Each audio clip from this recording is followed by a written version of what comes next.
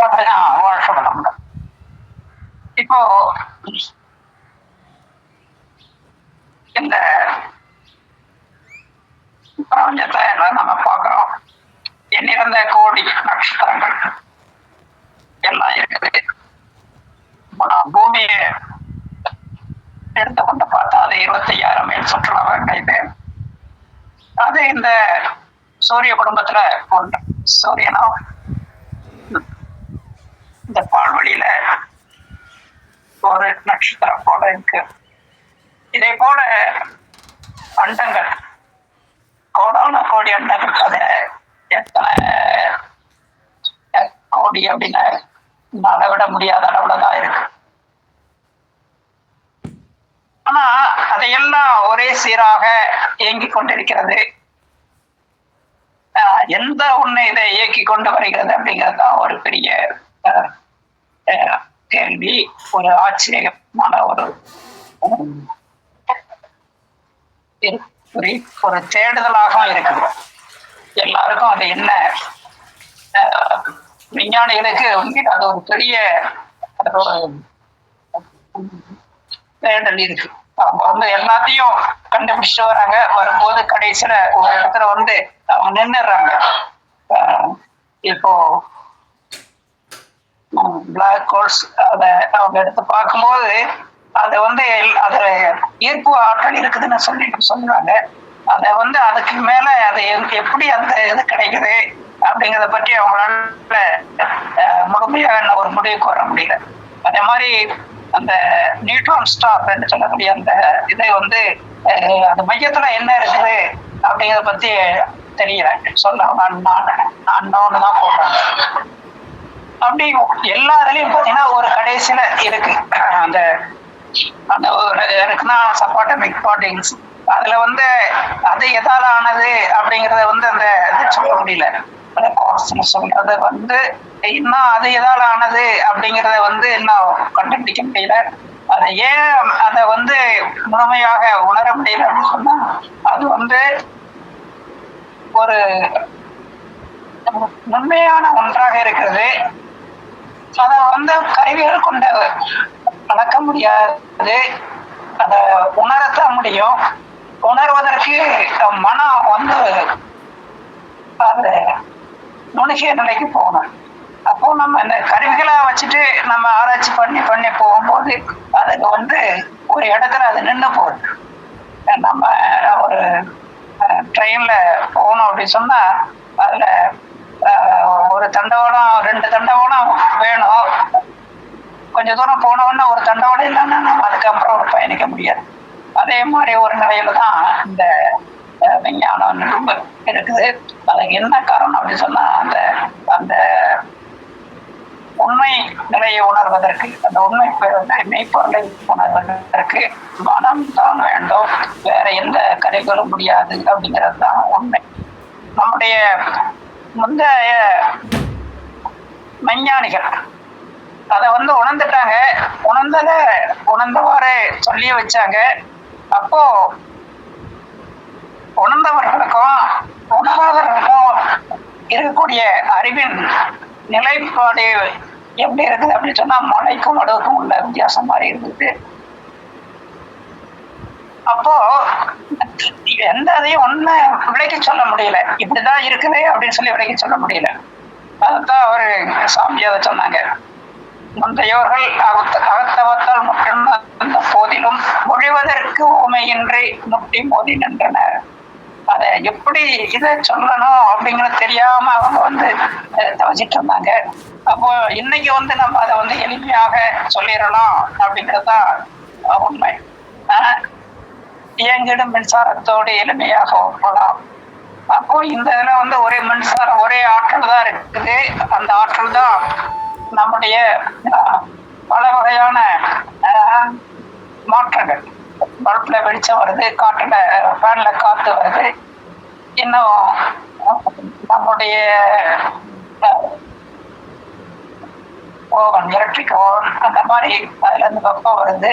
ஒவ்வொன்றும் ஒவ்வொரு அது எந்தெந்த இடத்துல எப்படி இருக்குதோ அந்த மாதிரி அது ஆற்றலை கொடுத்துக்கிட்டே இருக்குது. அதே போலதான் ஒரு பேராற்றல் தான் எல்லாவற்றையும் இழுத்து பிடிச்சிட்டு இருக்குது. அந்த பேராற்றல் தான் நமக்கு தேவையான ஆற்றலை கொடுத்துட்டு இருக்கு அப்படிங்கிறது ஒரு உண்மைதான் நம்ம உணர்ந்து கொள்ள வேண்டியதாக இருக்கு.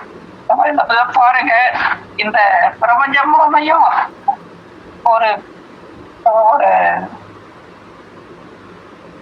9,000 கோடிக்கணக்கான கோள்கள் எல்லாம் இருக்குது. அந்த சராசரங்களா இருக்குது. அதாவது அந்த இதுல இயக்க நீதியோட இங்க வருது. இப்போ பூமி 365 நாட்களுக்கு ஒரு தடவை சூரியனை சுத்தி வருது. அதே மாதிரி சூரியன் 25 நாட்கள் ஒரு முறை தன்னை சுற்றுறது அப்படின்னு சொன்னா அந்த நீதி எப்போதும் மாறவே இல்லை. அதே மாதிரிதான் அந்த சூரியனும் அந்த கேலக்சி சுத்தி வருது. கேலக்சியும் என்னது இந்த பிரபஞ்சத்துல அப்படியே சுத்தி வந்துகிட்டே இருக்கு. அதுதான் சாமி ஒரு கவிதையில சொல்லுவாங்க, வெட்ட வெளி என்ற பானை கொண்டே வேகுது பார் அண்ட கோடியாரு என்ன அரிசின்னு சொல்லிட்டு அந்த அந்த அரிசி இது பண்ணா எப்படி மேலையும் கீழையும் அந்த பறக்க போயிட்டே வரும் பார்த்தீங்களா, வெந்துட்டு இருக்கும் போது. அதே போல இந்த பிரபஞ்சம் முழுமையும் என்னது அந்த கோள் பிரபஞ்சத்தில் உள்ள எல்லா அண்ட சராசரங்களும் அது அப்படியே சுத்தி வந்துகிட்டே இருக்குது. ஒன்னோட ஒண்ணு அப்படியே இதாம வந்துகிட்டே இருக்கு. அததான் சாமிஜி அதை சொல்றாங்க, அந்த ஓமையா சொல்றாங்க. எப்படி அரிசி வேகுதோ அதே போல இந்த இதெல்லாம் அரிசி வேகிற மாதிரி அந்த இதெல்லாம் இயங்கிக்கிட்டு இருக்கு அப்படின்னு தெரிஞ்சுக்கிறாங்க. அப்போ நம்ம இந்த சரியான முறையில இயக்குது. அதாவது எல்லாம் அப்படியே எல்லாம் இயங்கிட்டு இருந்தாலும் எந்த ஒன்னையும் அந்த ஒன்னோட ஒண்ணு இதை மிக துல்லியமாக இருக்கு. ஒன்னோட ஒண்ணு மோதாமலும் ஒரு நியதியோடையும் அப்படியே இருந்துகிட்டே இருக்கு. அப்போ இந்த மாதிரி ஒரு நியதி, இயற்கை நியதி எப்படி வந்தது அப்படின்னு சொல்லி பார்க்கும்போதுதான் அந்த பேராற்றல் தான் எல்லாவற்றையும் தனக்குள்ள அடக்கி இருக்குது. அப்போ அதை எல்லாவற்றையும் சூழ்ந்து அடக்கி கொண்டு இருக்கிறது. அத மற்றதோட ஒரு இயக்கத்தும் ஒன்னோட ஒண்ணு முட்டி மோதாம அதன் இயக்கத்துல ஒரு நியதியா பிடிச்சு வச்சுக்கிட்டு இருக்குது. அதுதான் அந்த மாதிரி ஒரு பேராற்றல் இருக்குது. அதைத்தான் நம்ம சாமிஜி அதை ஒரு யூனிஃபைட் ஃபோர்ஸ் அப்படின்னு சொல்றாங்க, ஒரு ஒருங்கிணைப்பு ஆற்றல். விஞ்ஞானிகள் அதைத்தான் சொல்றாங்க. எந்த ஒண்ணு என்ன ஆற்றல் இருக்குது, அதாவது கிராவிடேஷன் ஃபோர்ஸ் அப்படின்னு வரைக்கும் வந்திருக்காரு சொல்றாங்க. கிராவிடேஷன் ஃபோர்ஸ் அதுதான் இது எப்படி இருக்குது அதை அப்படிங்கிறத இன்னும் அதை சொல்ல முடியல. அப்போ சாந்தி அதை நம்ம தெளிவா சொல்லியிருக்காங்க. இது ஒரு ஒற்றாயிருப்பு பேராற்றல் பேரறிவு காலம். அதுக்கு இயல்பான தன்மை என்ன, சூழ்ந்தழுத்தும் ஆற்றல். எல்லாவற்றையும் சூழ்நிறுத்தி கொண்டே இருக்கிறது. அப்படி அழுத்துறதுனால அந்த எல்லாரும் ஒரு சுழற்சியில இயங்கிக்கிட்டே இருக்குது. அப்போ இந்த பரமாணுல இருந்து அண்டங்கள் ஈராக உள்ள எல்லாமே அந்த சூழ்ந்தடத்தாலதான் இயங்கிட்டு இருக்கு. அப்போ நம்ம அதுதான் அதுக்கு தனிச்சு இயக்கல, அது தனியா ஒண்ணு போயிட முடியாது. எல்லாவற்றையும் ஒண்ணா பிடிச்சிட்டு இருக்குது. அதுதான் அப்போ இந்த சூழ்ந்தழுத்த ஆற்றல் அது என்ன செய்யுது, எல்லாவற்றையும் அழுத்திக்கிட்டே இருக்குதா இல்லையா. அந்த அழுத்தம் எங்க வரைக்கும் போகுது அப்படின்னு சொன்னா ஒவ்வொரு அணுவுடைய மையம் வரைக்கும் போய் அப்படியே திரும்பி வருது. அப்போ என்ன, முதல்ல எல்லாம் என்னது அது, அப்போ ஒண்ணு தோன்றது. இப்போ பிரபஞ்சம் முழுமையும் பார்த்துக்கிட்டோம்னு சொன்னா எல்லா அவரும் தோன்றி கொண்டே இருக்கிறது, இயங்குது. ஒரு காலத்துல அது மறைஞ்சு போகும்.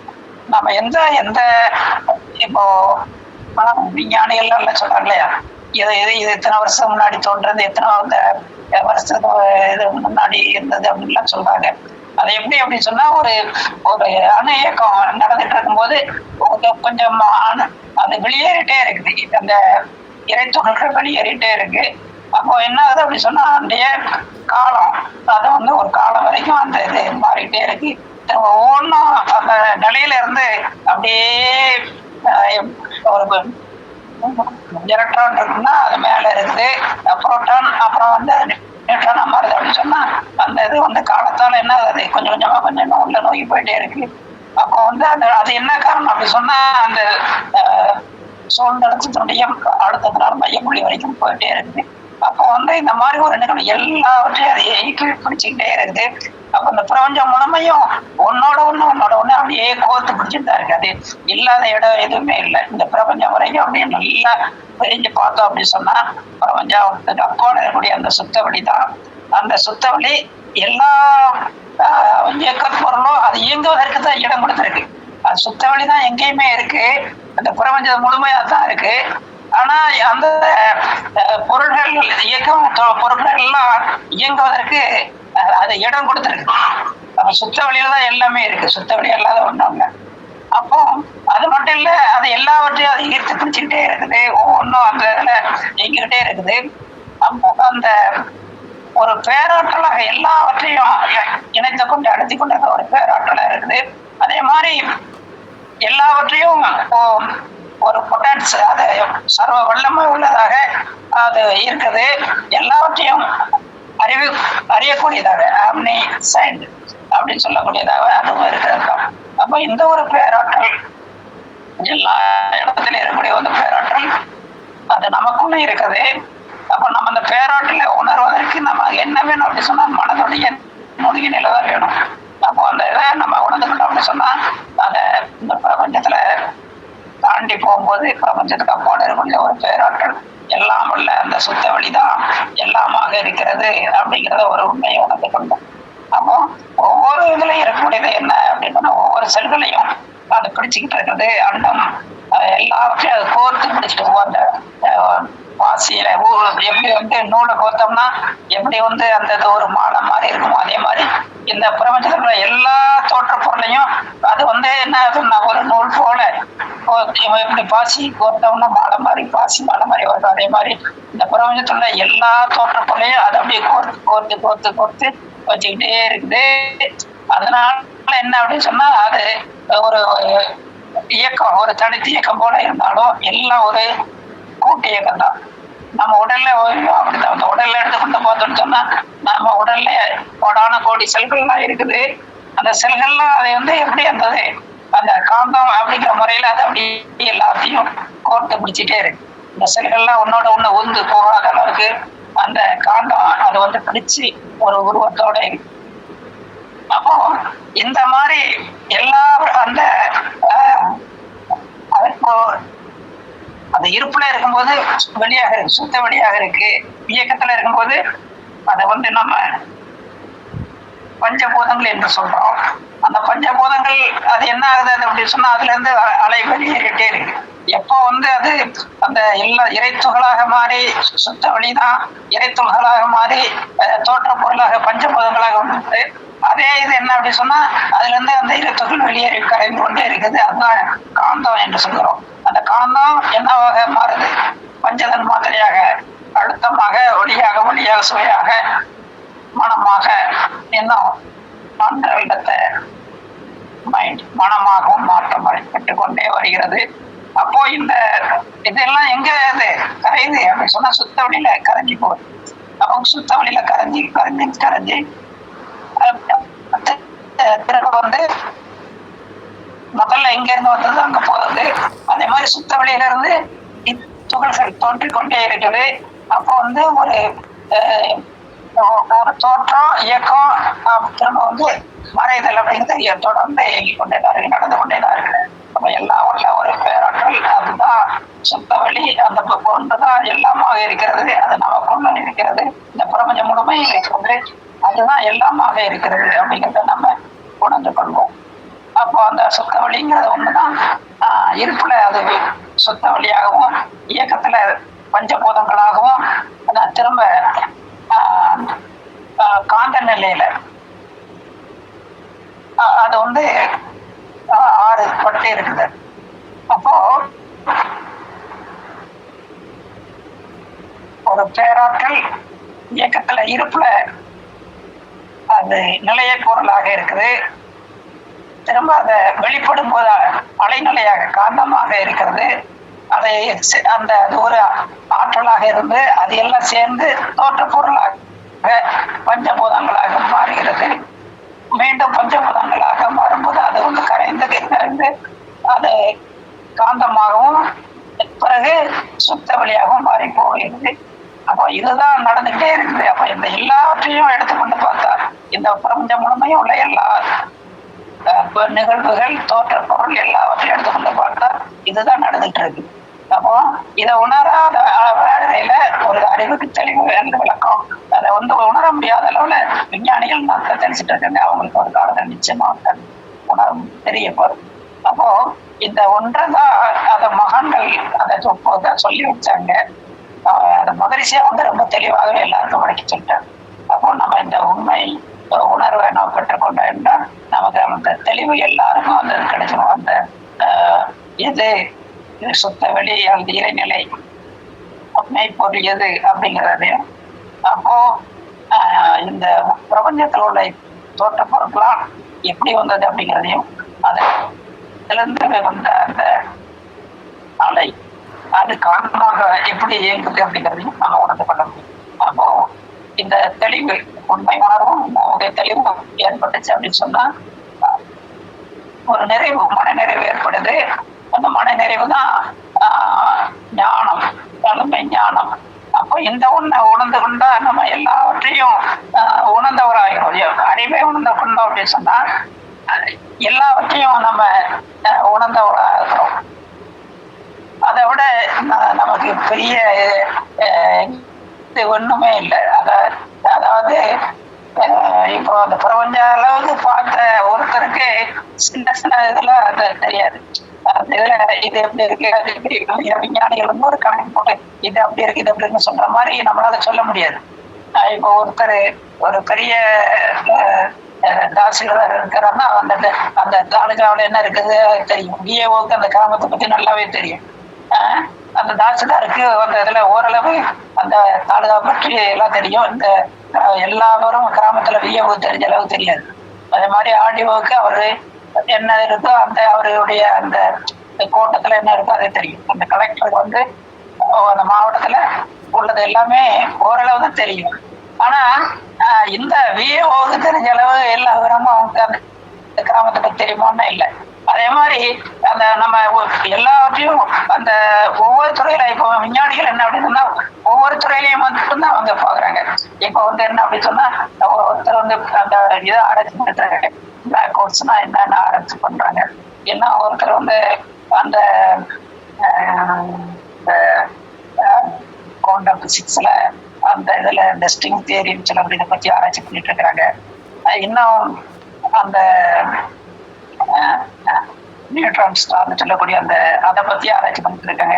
நிறைய இதுல பண்ணிக்கிட்டே இருக்காங்க. ஆனா எதையும் தொகுக்க முடியல. அதான் இது எல்லாம் தொகுத்தாச்சுன்னு சொன்னா அது என்ன இது வருது அப்படிங்கிறது முடியாம தான் இருக்கு. இப்போ எப்படி நம்ம எல்லாத்தையும் ஒண்ணு ஆர்கனைஸ் பண்ணி கொண்டு வருதோ அந்த மாதிரி இல்லாம அவங்கவுங்க ஆராய்ச்சி பண்ணது அவங்கவுங்க ஒரு முடிவுகளை கொண்டு வரும்போது அந்தந்த அளவுல நின்று போகுது. அப்போ இதெல்லாம் சேர்த்து வரணுமா இல்லையா? எல்லா ஒரு கிராமம் இருக்குது, அதை ஒரு தாசில்தார் ஒரு கட்டுப்படுத்துறாரு. அதே போல ஒரு கலெக்டர் அந்த மாவட்டத்தை கட்டுப்படுத்துறாரு.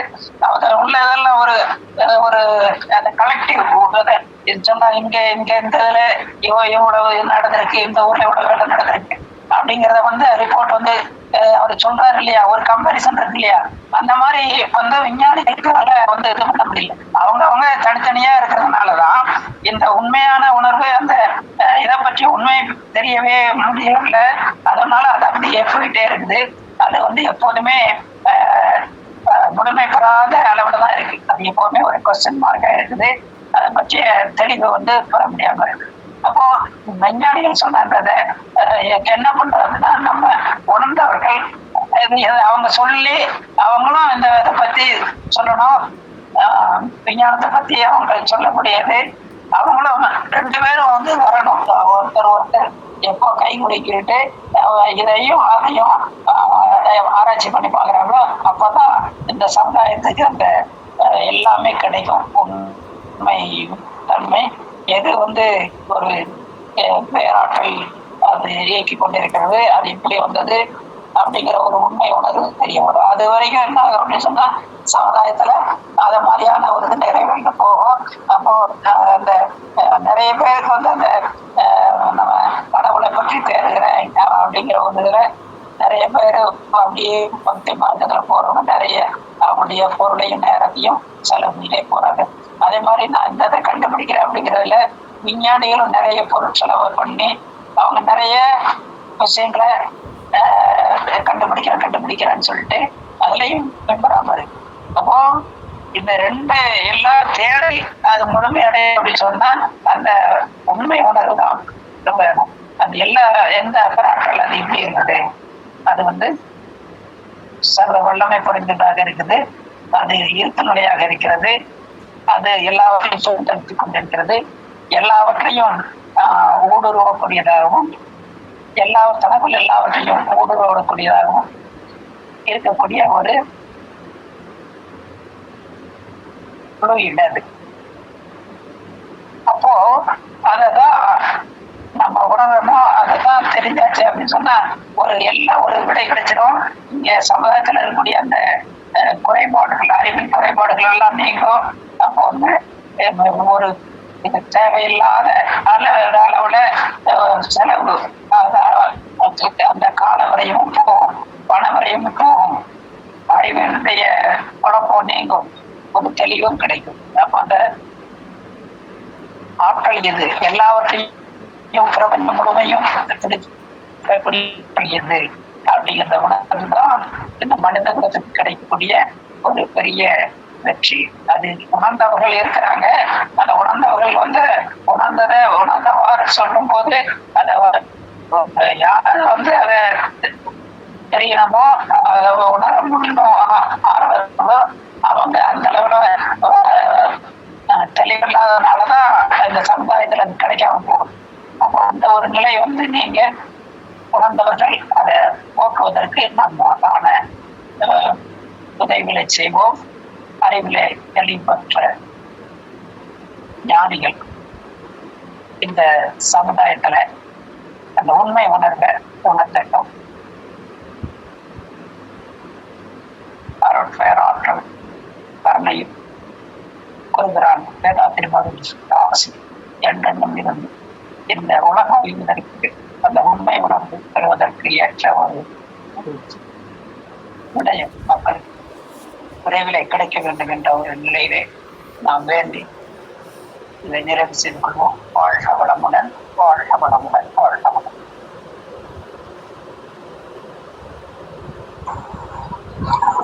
வாழ்க வளமுடன். ஏதேனும் ஐயங்கள் இருந்தா கேட்கலாங்கய்யா. இந்த குழுவில் இருக்கிறவங்க ஏதேனும் இந்த பிரபஞ்ச ஒருங்கிணைப்பு பேராற்றல் தொடர்பான ஐயங்கள் இருந்தா கேட்கலாம், இல்லைன்னா நிறைவு செய்து கொள்ளலாம். வாழ்க வளமுடன். மொத்தத்தில் அதை ஷார்ட்டாக சொல்லணும்னா எப்படி சொல்கிறது, ஒருங்கிணைப்பு ஆற்றல்ங்கிறது அந்த தண்ணீருக்கு சூழ்ந்தெடுக்கும் ஆற்றல் மட்டும்தானா?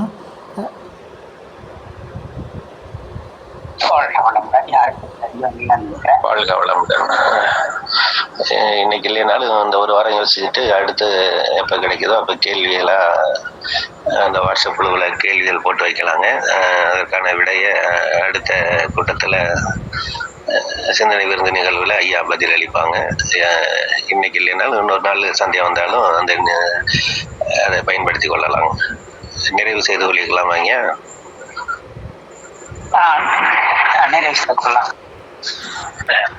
வாழ்க வளமுடன்.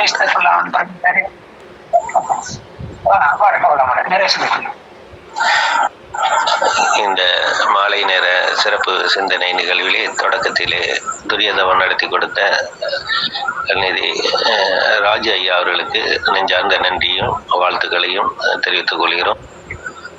பிரபஞ்ச ஒருங்கிணைப்பு பேராற்றல் என்ற தலைப்பிலே மகரிஷி அவர்களின் சிந்தனைகளை அறிவியல் எவ்வாறு புரிந்து கொண்டுள்ளது, மெய்ஞானிகள் எவ்வாறு புரிந்து வைத்திருக்கார்கள், இவற்றை இணைக்கக்கூடிய பாலமாக மின்சாரம், காந்தம், சுத்தவெளி இந்த தத்துவங்களை புரிந்து கொண்டால் அனைத்தையும் இயக்கக்கூடிய பேராற்றல் எது என உண்மை உலகிற்கு வரும். அதன் மூலம் விஞ்ஞானமும் மெய்ஞானமும் ஒன்று சேர்ந்து இந்த உலகத்திற்கு ஒரு நல்லதொரு உணர்த்துவதற்கு உணர்த்தி அதன் மூலம் மேன்மேலும் நாம் அறிவிலே உயர்வு பெறலாம் என்ற சிந்தனையை எடுத்துரைத்திருக்கிறார்கள் அருள்நிதி தாமரன் ஐயா அவர்கள். எப்படி யானையை குருடர்கள் தடவி பார்த்து ஒவ்வொருவரும் தொடக்கூடிய இடத்தை ஒவ்வொரு வகையிலே சொல்வது போல இயற்பியல் துறை அல்லது வேதியியல் துறை என்று பல்வேறு அறிஞர்களும் பல வகையிலே அதை பகுத்து பார்க்கிறார்கள். தொகுத்து பார்த்தால் உண்மை தெரிந்துவிடும். தொகுத்து பார்க்கக்கூடிய அந்த நிலைக்கு ஆன்மீக கல்வி அதற்கு உறுதுணையாக அமைகிறது. நல்லதொரு பண்பாட்டை உயர்த்தும். அந்த வகையிலே ஆன்மீக கல்வி மேலான கல்வியாக அது கருதப்படுகிறது. அத்தகைய கல்வியை நமக்கு வழங்கி அருள் புரிந்து வரும் குருபுரம் வேதாத்திரி மகரிஷி அவர்களின் நேரத்திலே நன்றியோடு வணங்குகிறோம். எல்லாம் அல்ல இறையாற்றலுக்கு நன்றியை தெரிவித்துக் கொள்கிறோம். இந்த நாள் நிகழ்வு மிக சிறப்பாக அமைந்தது. இக்குழுவில் வரிய தந்து சிறப்பித்த அனைத்து அன்பர்களுக்கும் அவருடைய அன்பு குடும்பத்தினருக்கும் நெஞ்சார்ந்த நன்றியை தெரிவித்துக் கொள்கிறோம். இறையர்களும் குருவர்களும் நம் அனைவரோடு இணைந்திருந்து என்றென்றும் வழி நடத்துமாக. அனைவருக்கும் நன்றி. வாழ்க வளமுடன்.